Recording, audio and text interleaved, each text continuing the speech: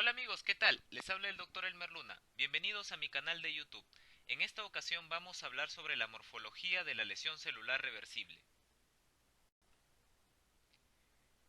La morfología de la lesión celular es muy variable y va a depender mucho de la gravedad de la lesión celular, el grado del daño y el efecto residual que se van a observar sobre las células y los tejidos. Aquí les presento un cuadro donde vamos a presentar los mecanismos de lesión celular y las nomenclaturas que ustedes van a encontrar en los diversos textos. En esta ocasión vamos a hablar sobre la lesión celular reversible, que también la conocen como cambios retrogresivos, que es un término más antiguo, cambios degenerativos. La lesión celular irreversible, motivo de otro tema, conocida también como muerte celular o necrosis, la muerte celular programada como apoptosis, los efectos residuales de la lesión celular, como son las alteraciones subcelulares, la alteración del metabolismo celular, donde aparecen las acumulaciones intracelulares, que puede ser de lípidos, proteínas, hidratos de carbono, y también secuelas de la necrosis como la gangrena y la calcificación patológica. Muy bien, tenemos cuatro tipos de lesión celular o formas de lesión celular. El cambio hidrópico, conocido también como tubefacción turbia o degeneración vacuolar, el cambio graso, que está dentro de las acumulaciones intracelulares. Es por eso que en esta diapositiva o en esta presentación no voy a hablar sobre el cambio graso, va a ser motivo de la siguiente charla, el cambio hialino y también el cambio mucoide. El cambio hidrópico se refiere a la acumulación de agua o tumefacción turbia, según el aspecto macroscópico que presenta, o también llamado degeneración vacuolar. La etiología viene a ser la forma más común y temprana de lesión celular secundaria a casi todas las causas. Muchos agentes están implicados, desde toxinas bacterianas, sustancias químicas, tóxicos, quemaduras, la fiebre alta, etc. La patogenia se va a dar por una alteración de la regulación sodio-potasio. Recordemos que existe la bomba de sodio-potasio ATPasa, donde el sodio siempre es extracelular, ¿no? El sodio siempre está afuera y el potasio adentro, ¿no? Cuando se altera, más bien el sodio se va a acumular dentro de la célula y por lo tanto va a jalar más agua y ésta se va a edematizar. Y también por la entrada de calcio. Características morfológicas que vamos a encontrar aquí. En el aspecto macroscópico tenemos algunos ejemplos donde vemos a los órganos más comúnmente afectados con este tipo de lesión, como el riñón, el hígado, páncreas, el corazón. Se ven agrandados y presentan una superficie de corte opaca. Microscópicamente existe una tumefacción celular y compresión de la microvasculatura, ya que como estas células empiezan a edematizarse, a hincharse, digamos, comprimen la vasculatura que pasa por el espacio intersticial y por eso se llama una compresión de esta microvasculatura. Existen pequeñas vacuolas claras en las células que se debe a cisternas dilatadas del retículo endoplásmico. Van a aparecer pequeñas burbujas citoplasmáticas y el núcleo puede impresionar pálido. Aquí tenemos en un esquema en la mano izquierda un corte de un riñón, este es el glomérulo. Aquí tenemos a los túbulos contorneados y acá vemos capilares que están comprimidos, también células tubulares edematizadas y también presencia de vacuolas claras. Y acá lo podemos apreciar en un corte histológico verdadero, ¿no? Acá tenemos los glomérulos, los túbulos, como ven se aprecian las células claras, ¿no? Con estas acumulaciones intracelulares de líquido y también la microvasculatura comprimida. Igual acá otro corte de un riñón, los túbulos normales y acá también túbulos cuyas células están edematizadas por estos cambios hidrópicos. El cambio hialino. El término hialino significa vidrioso, del griego hialos, que significa vidrio. Se refiere a un aspecto vidrioso, homogéneo, eosinófilo que van a presentar las células y a veces se suele confundir con la fibrina y el amiloide. Lo que pasa es que la fibrina y el amiloide son extracelulares, mientras que este cambio hialino o vidrioso suele aparecer intracelular, como tenemos aquí este ejemplo, ¿no? Un hepatocito balonizado o también edematizado, pero a su vez presenta estas alteraciones hialinas, conocida como la alteración hialina de Mallory, que ya lo vamos a mencionar un poco más adelante. Existe el cambio hialino intracelular que aparece en las células epiteliales, así como también existe un cambio hialino extracelular que aparece en el tejido conectivo. Acá tenemos algunos ejemplos.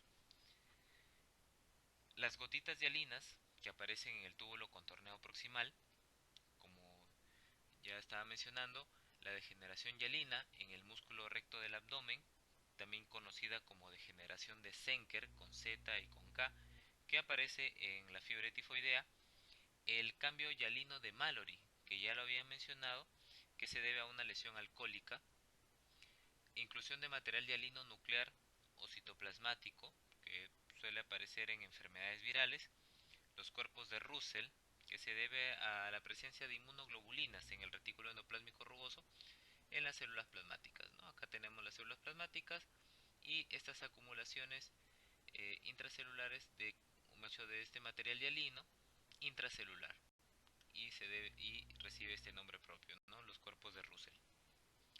El cambio hialino extracelular aparece en los tejidos conectivos, ejemplo, la degeneración hialina en los leiomiomas uterinos. Acá tenemos un leiomioma con este patrón arremolinado, músculo liso, fibras de colágeno, y acá tenemos todo este material hialino, ¿no? Que está de manera extracelular, fuera de las células musculares lisas.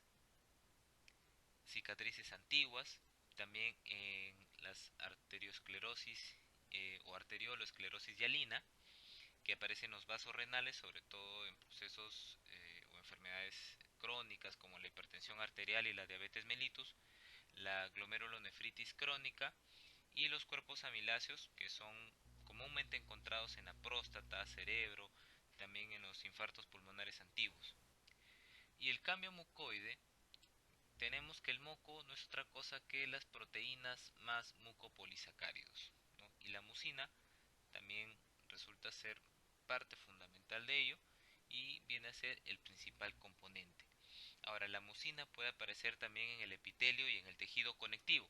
Si es epitelial suele ser paz positiva y si es en el tejido conectivo suele ser paz negativa. Ejemplos de mucina epitelial: cuando encontramos una inflamación catarral de la mucosa, cuando se obstruye un conducto, por ejemplo en la cavidad bucal y en las vías biliares, en la fibrosis quística del páncreas, o también tumores secretores de moco, como por ejemplo los histoadenomas de ovario, en el estómago, en el intestino, entre otros, ¿no? Acá tenemos, por ejemplo, un corte de un cistoadenoma mucinoso ovárico y, como vemos acá, un material mucinoso y estas células mucinosas que tapizan esta lesión quística adenomatosa.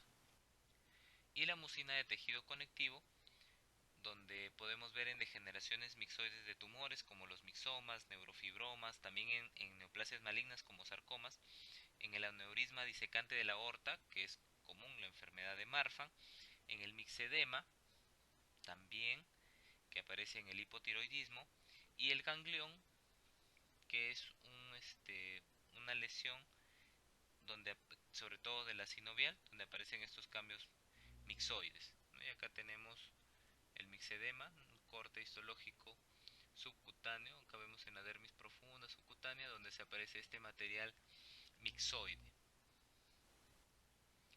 Y también alteraciones subcelulares en la lesión celular, ya para terminar, donde pueden aparecer cambios a nivel del citoesqueleto, cambios a nivel de los lisosomas, del retículo endoplásmico y de las mitocondrias. Cuando hablamos del citoesqueleto, tenemos que recordar que está conformado por microtúbulos, microfilamentos y también por filamentos intermedios, y cada uno de ellos se van a alterar. En el caso de que hubiera microtúbulos defectuosos, aparece el síndrome de Chediak-Higashi, que se debe a una deficiencia en activación fagocítica de los polimorfonucleares. También va a haber una alteración en la motilidad de los espermatozoides, causando esterilidad. El síndrome de Cartagener, también conocido como el síndrome de los cilios inmóviles. Defectos también en la migración y la quimiotaxis de los fagocitos. También van a haber los microfilamentos defectuosos, particularmente en las miopatías, en las distrofias musculares. Y en el caso de los filamentos intermedios, bueno, aparecen los cuerpos de Mallory o material hialino alcohólico y la enfermedad de Alzheimer, sobre todo por este acúmulo de neurofibrillas. A nivel del lisosoma tenemos la heterofagia, que se refiere a la fagocitosis y a la pignocitosis, a la autofagia, la presencia de material indigerible como el carbón o la lipofuscina, y enfermedades por almacenamiento, que va a ser motivo de otro tema. También a nivel del retículo endoplásmico vamos a encontrar una hipertrofia del retículo endoplásmico liso, sobre todo cuando hay consumo de barbitúricos, y a nivel de las mitocondrias, las megamitocondrias, que aparecen en las hepatopatías alcohólicas, en déficit nutricionales. Eh, También el número de mitocondrias se puede alterar, puede haber un número, una hiperplasia mitocondrial, en el caso, por ejemplo, de las hiperplasias, en esta adaptación celular, donde incrementa el número de células, o también en el caso de la atrofia, en la atrofia celular, donde la célula disminuye de tamaño y puede haber una disminución del número de mitocondrias. También no solamente en la hiperplasia, sino también en la hipertrofia, donde la célula aumenta de tamaño y por lo tanto también va a aumentar el número de mitocondrias. Neoplasias como el oncocitoma, de las glándulas salivales, tiroides, riñón, y también en miopatías donde pueden aparecer crestas anormales de las mitocondrias. Bueno amigos, esto ha sido todo por este video, gracias por su gentil atención, regálenme un pulgar que nada les cuesta y suscríbanse a mi canal. Nos vemos en un próximo video. Éxitos y bendiciones. Chao amigos.